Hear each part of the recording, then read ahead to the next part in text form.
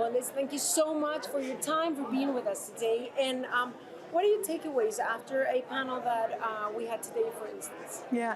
So what I loved about the conversation we had today, looking at from a person who is involved in the food systems, what we can expect from kind of the 3 COPs that are upcoming, is how important it is to have an integrated action agenda. Because even though we have these conversations about what we can be doing for climate action and what we can be doing to preserve nature and biodiversity and also around desertification, all of these agendas come together. And I think we as a food systems community can be thinking about what work and steps can we be taking to make sure all agendas are served.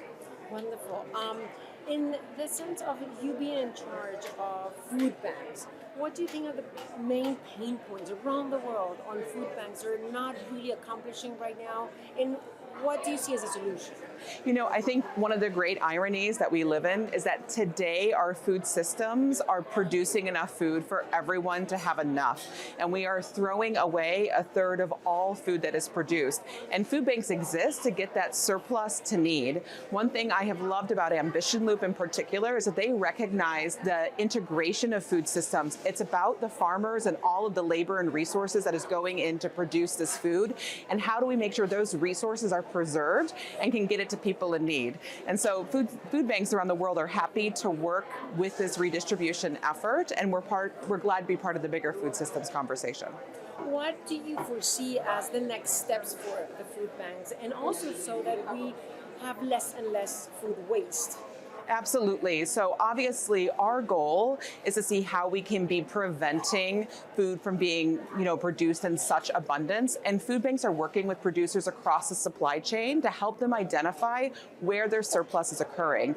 This is in partnership with farmers. They know exactly what they can be producing that is saleable. Also with manufacturers, they can identify where in their supply chains they're having this surplus, because of course all food that is produced has a cost. And so I think that's one of the most valuable ways that food banks are providing a partnership to the food systems community, is saying, look, let us help you find where the surplus is occurring so you can prevent it. And when you can't prevent it, we are here as a business partner to help recover it and make sure people that need it can access it. Wonderful. When we think about what is coming up, we have 3 COPs coming up in the following months.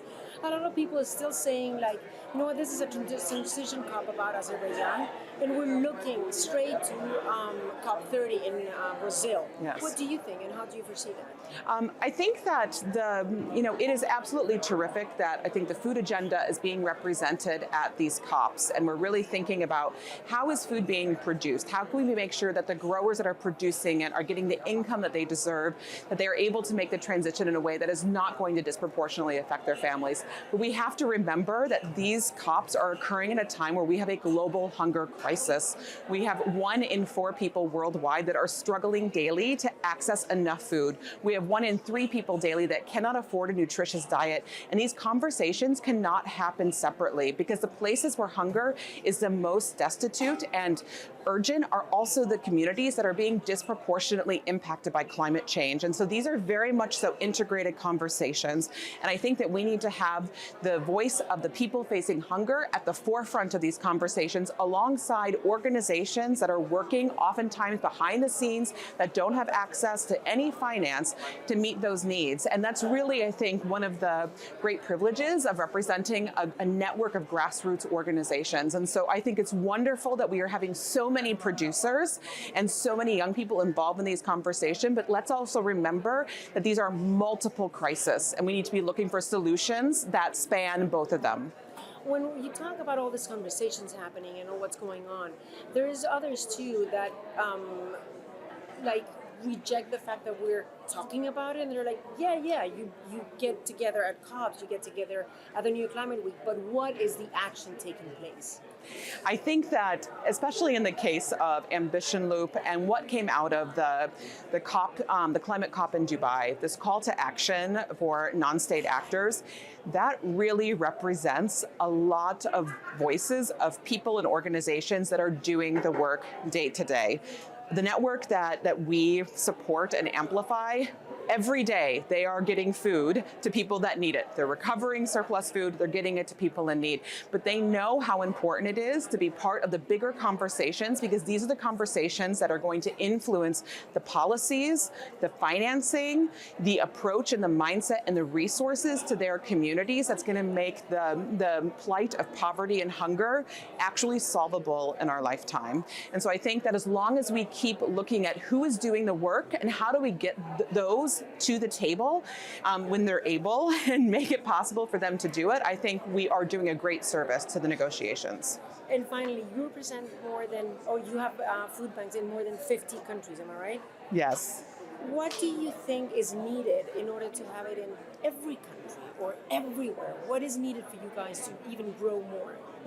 So the Global Food Banking Network currently, as you mentioned, represents food banking organizations in 53 countries. And last year, 40 million people turned to a local food bank in our network to get the food that they needed to get through their day.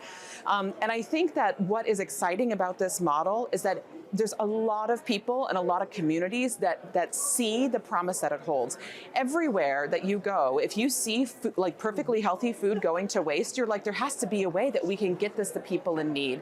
And so I think that what we want to do is we want to tell the stories and amplify the voices of the people in Quito and in Durban, South Africa, and in Jakarta, Indonesia, and in Medan, Indonesia, that are doing this really exciting, innovative work, and show what can be done at the community level. Because the future, I feel like, of any action, climate action, hunger action, is all happening locally. And that's why it's so important to get to the communities and see what they are doing to solve these problems that we are talking about at such a, I guess, high level.